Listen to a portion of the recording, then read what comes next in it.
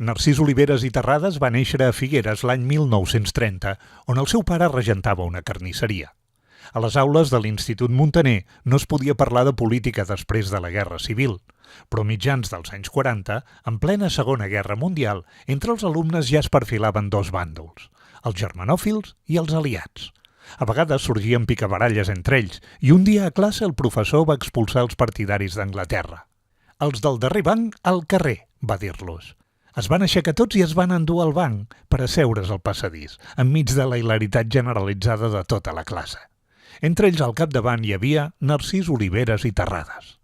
Llicenciat en Dret i gerent d'empresa, el passat familiar era descendent del republicà Abdó Terrades, pesava i condicionava.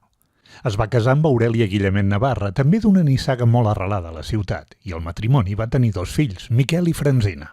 Va compaginar la seva feina al capdavant d'una empresa oleohidràulica amb la política.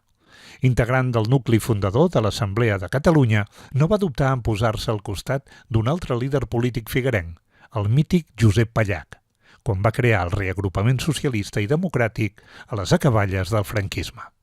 La pràctica desaparició d'aquella formació per la mort sobtada del seu creador va deixar Oliveres orfe de militància política. El 1981 va entrar a Unió de la mà de la que aleshores era vicepresidenta del Parlament de Catalunya i més tard eurodiputada, Concepció Ferrer. Estava captivat pel programa social de la formació, però al cap d'uns anys, alguns dirigents del partit el van decebre completament i va abandonar-lo l'any 1996 per entrar a Convergència Democràtica de Catalunya l'any següent. El 1982 fou elegit senador, càrrec que va revalidar durant 3 mandats seguits.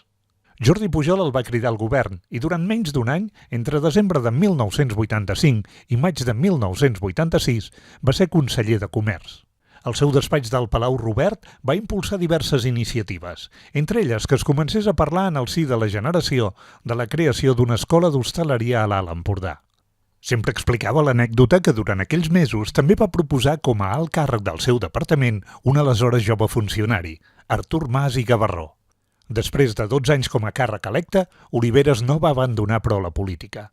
Va aprofitar la seva jubilació oficial per doctorar-se en dret i donar classes a la Universitat de Girona.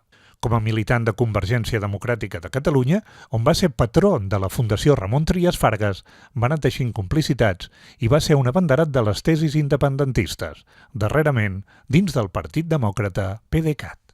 El primer que m'ha sabut dir al bell mig de la Rambla és que des que falta en Narcís ja no és la mateixa Rambla. Trobem a faltar la seva conversa assossegada i sempre didàctica. Quantes coses que vàrem aprendre passejant pel Rovell de l'Ou, com deia el llibreter Ramon Canet, d'aquesta Figueres que tant estimava. Narcís era un enamorat de Catalunya, de Figueres, de l'Empordà, i era un exemple per tots nosaltres. Narcís, espero que allà on siguis t'hagis retrobat amb els teus grans amics, en Ramon Sala Canadell, en Ramon Trias Fargas, en Miquel Esteve Caireta i també l'Eduard Puigveireda. Dilluns celebrarem Sant Narcís i de ben segur que t'enyorarem. Gràcies per tot, amic.